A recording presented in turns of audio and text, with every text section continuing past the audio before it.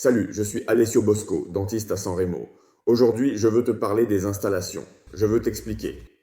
Qu'est-ce qui se produit dans l'os lorsqu'on pose un implant? Les implants sont de petites vis que nous utilisons énormément et qui ont un énorme succès. Ils permettent de remplacer les dents manquantes de manière efficace et fiable.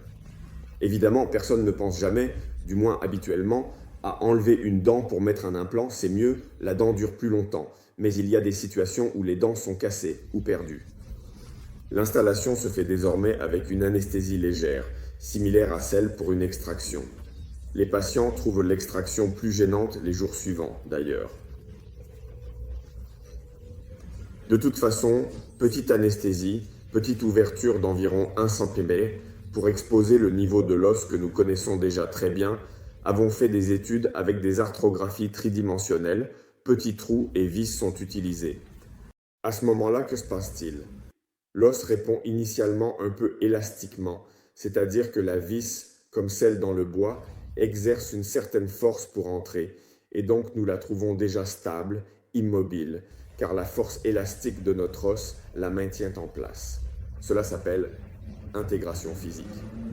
Ensuite, cependant, quelque chose de magnifique se produit, c'est-à-dire que les cellules de notre os reconnaissent l'oxyde qui se forme sur l'implant, il se met dans des conditions stériles, comme lui-même, et commence donc à créer des liaisons chimiques entre la cellule osseuse et l'oxyde de titane qui sont si fortes qu'après environ 2 mois et demi, il est pratiquement impossible de les séparer car la liaison entre l'implant et l'os est dans de nombreux cas plus forte que la liaison entre les os eux-mêmes. Donc, nous installons l'implant, nous attendons généralement quelques mois, 3 mois, puis nous pouvons tranquillement charger et utiliser une dent qui, après quelques jours, le patient oublie s'il est porté par un implant ou par une racine. Il y aura ensuite, je vais vous montrer ensuite dans la vidéo, 2 images que je vous présente déjà ici. Le graphique montre ce que je vous ai dit. Ceci est la résistance aux forces. Plus on monte, plus la résistance est élevée, tandis que ceci est le temps.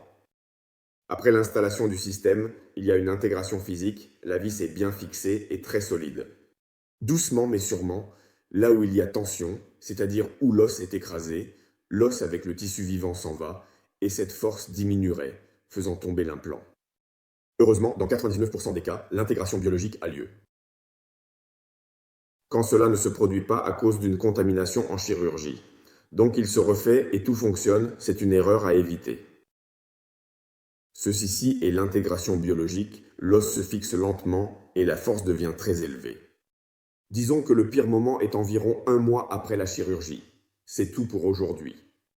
La prochaine fois, je vous montrerai comment nous choisissons l'implant et ce qui guide le clinicien dans le bon choix. À la prochaine, salut!